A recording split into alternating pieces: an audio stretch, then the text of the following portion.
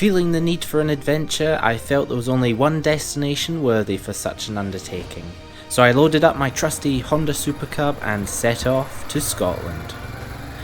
Now, as you may know, the longest trip that I have achieved on a motorbike was a measly 250-mile round trip to the Lake District. Not a crazy amount, but I did do it on my old 50cc Honda Super Cub. But why Scotland? Well, it's got it all. Innovation. Culture. Beauty. Also different opinions. They allowed that to be built. Being the land of my birth, I've never really taken the time to explore it all that much, so why not now? Now, with my bike being one of the most produced vehicles in history and by far the biggest purveyor of people of any other transport, I thought that my noble Super Cub would be the perfect vehicle for an 8-day long travelling companion. I mean, it's got 40cc more than my old 50. That's like another engine crammed in there, so what could go wrong?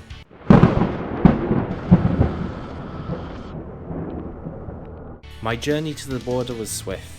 Just one small hill climb, then the Welcome to Scotland sign came into view, which of course demanded a stop off for the obligatory walking between borders shot. I'm in England. I'm in Scotland.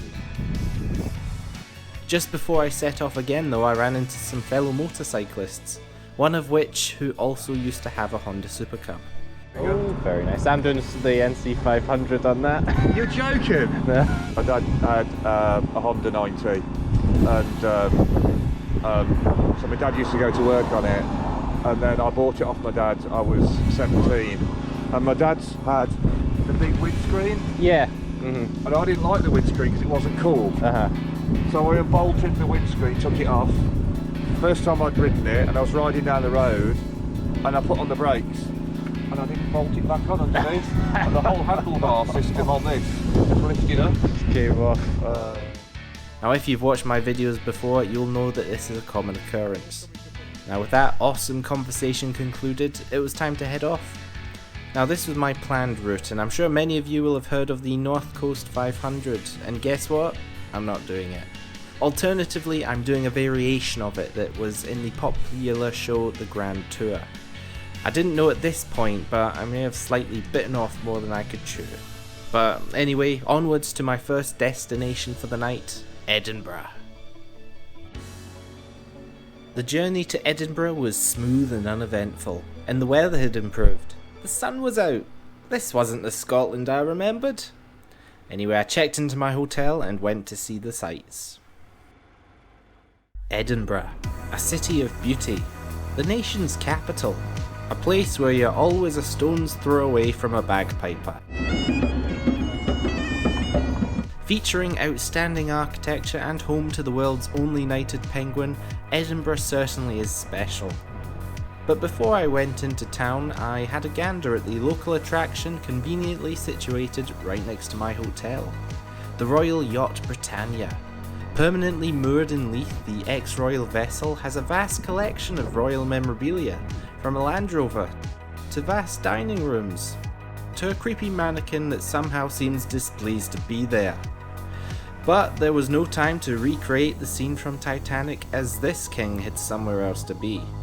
I walked into town and had a quick look from the top of Carlton Hill, one of the best places to look down on Edinburgh.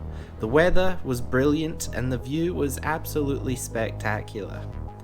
I then headed to what I think is one of the best attractions in Edinburgh, the National Museum of Scotland, home to many attractions like this, or this, or this. This museum definitely feels like it has one foot in the past while also keeping one in the future. Meet Dolly. Born in 1997, Dolly was the first example of cloning a mammal from an adult cell. Making the process of cloning more efficient and reliable, Dolly paved the way for the use of cloning to help preserve endangered species all around the world. After meeting one of the world's most famous sheep, I continued to explore more of the museum to eventually stumble on a relative of my Honda. And another bike that mine could beat in a drag race. With evening fast approaching, I had a look at a few more sights before heading back to my hotel to prepare myself for the next day's travels. I woke up to this. It's not the best of days for motorcycling. Anyway, I packed up and prepared my bike for the trip. The forecast was dreadful, and today was the day that I had planned for the longest segment of my road trip. 180 miles from here to Inverness. In a car, no problem. On a 90cc bike, yeah, this could pose an issue.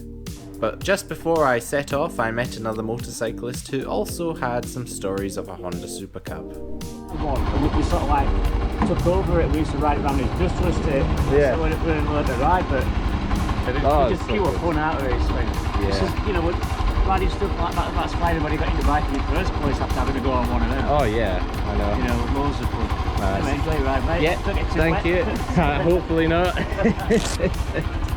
So with that delightful conversation done, I set off. Also, just before we continue, if you haven't done so, please leave a like and subscribe as it really helps the channel. Anyway, about 20 minutes into my journey, I had a stop off at an attraction I've always wanted to see, the Forth Rail Bridge. Considered as a symbol of Scotland, a UNESCO World Heritage Site, and 2016 winner of the Scotland's Greatest Man-Made Wonders competition. Unfortunately, the weather was a bit too bad to deploy my drone, but never fear as I returned to get the shot on my way home a few days later. The weather had improved greatly. Opened in 1890, this bridge was the first major construction project in the whole of the United Kingdom to utilise a new fancy space-age material. No, stop that. It was steel, alright, it's not that fancy. Anyway, a whole whopping 55,000 tons of the stuff was used, which led to another issue, rust. Rust was such an issue that the story goes that a team of painters would start on one end of the bridge, reapplying the rust protecting paint, but when they got to the other end they would immediately go back to the beginning and start again. This coined the expression like painting the Forth Rail Bridge. Unfortunately, this story has proved to be not true, but it's pretty cool nonetheless. Anyway, time to get underway as I would soon find out it was going to be a long day. With a few miles under my belt, the blue sky prevailed. Being the optimist that I am, I decided to remove my waterproof layers, which turned out to not be the best idea. But anyway, I soon found myself in the natural beauty of the Trossachs. Now, to avoid riding on dual carriageways for the whole journey, I had planned to skirt the edge of the Trossachs, as this would provide me much nicer views and much more easygoing terrain for my little bike. But you see, I ran into a small issue with my Google Maps. It was constantly trying to redirect me back onto the busier dual carriageway road. So in all my wisdom, I decided I would disconnect from my virtual assistant and navigate by signs alone, like my ancestors in times gone by would have done also. Of course, this backfired on me later. Well, in its true form, Scotland decided that staying dry was an option for me today, as I was caught in a cruel cycle of getting drenched, then drying off, to be ultimately getting wet again.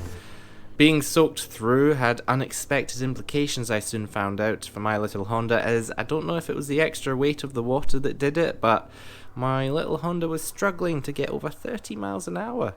So I decided a small stop off at Loch Lubnaig would do us some both good while I drip dried. Anyway, I deployed the drone and got to admire this amazing country.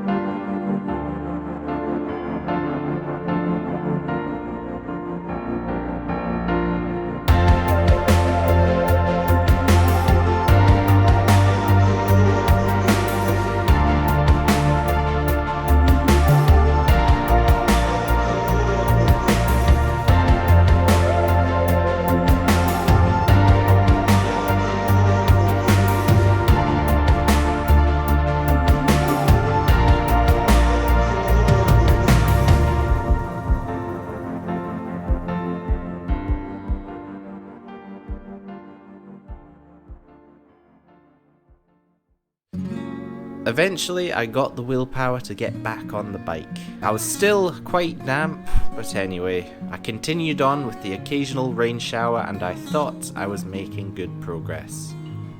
2 hours later. The important word there was thought. Remember when I turned off my sat-nav? Yeah, big mistake. I found out that it went the wrong way, nearly 20 miles in the wrong direction. After hours on the bike, I discovered I ended up in a town called Cranelarrick. And what was worse, I was still 120 miles away from Inverness. It was already 1 o'clock and I wasn't even halfway. So moral of the story, don't turn off your sat-nav if you have a terrible sense of direction. So, what was a leisurely trip has turned into a mad dash trip over mountains and through national parks to avoid arriving at night. I would be lying if I told you that my resolve hadn't weakened on what would probably be the 6th hour of this journey. I was tired, wet, and I hadn't stopped for lunch because I didn't have enough time. Oh yeah, and it started raining again. But my Honda didn't falter once. By the time I had cleared the mountain roads and finally got onto the main roads to Inverness, this little bike still had the beans to carry me, my gear, and itself all the way to our destination. But you won't see that because my camera ran out of batteries and my fingers were too numb to change them. Well, ladies and gentlemen, I hope you can join me next time where I go coast to coast on my little Honda and head deep into the Highlands where I will cross a mountain or two. And again, if you have enjoyed this video, please leave a like and subscribe. And don't forget to click the notification icon so you'll get notified of when my next video comes out. I hope to see you again. See you later.